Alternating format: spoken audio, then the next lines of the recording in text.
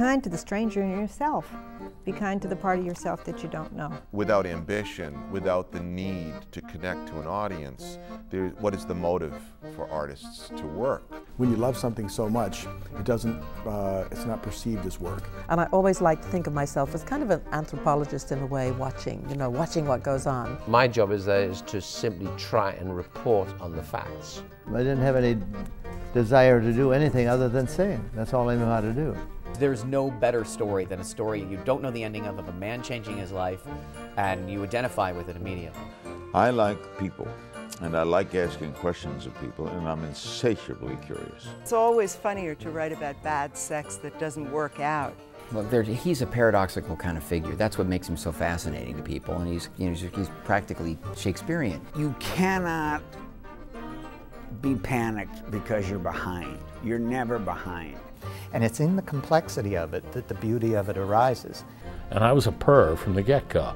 I was always looking in windows. Still am. And that's, I think, a bigger lesson about faith, that a lot of us don't trust our own faith. The journey is about reaching the end, but for people like me, the journey is about the journey. And you see a blacksmith as he is forging steel. You're basically beating up that steel to make that steel, the iron that you're hitting, stronger. The amount of beating he had to go through emotionally, physically, finally, over time, made him the knight, the strongest that he could be. That's a very good metaphor. I think that's really well observed. Is there something outside of our known universe that we're aware of that does what we would call transcend the universe? Which I guess in a religious aspect, someone might say that's God, but I don't want to, I'm not talking about a man with a beard, no offense, sitting in a chair. I'm just talking about conceptually. Are you guys thinking of what might transcend outside of the universe? We are surrounded by a horizon. Out beyond it, we can have no contact with those things, and we might as well say, for our purposes, the universe ends there. But are there things out there beyond there? Certainly seems that way. But there's a moment you take of his face, and something seems to be going on in his eyes. There's some sense of epiphany Nixon's having at that moment.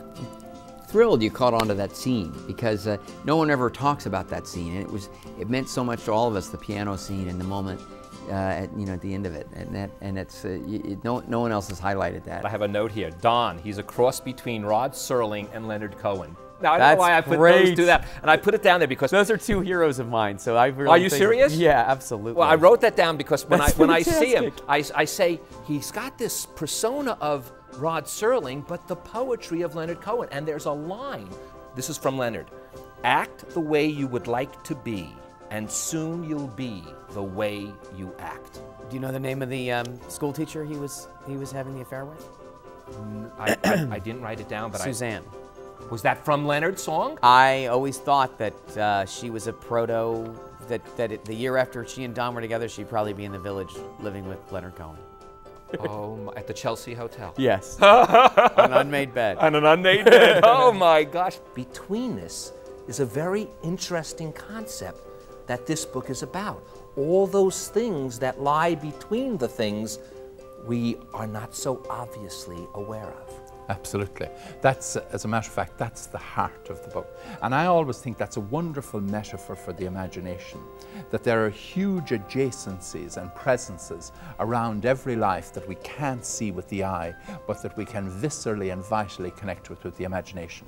And I think that's the whole region, that threshold of betweenness.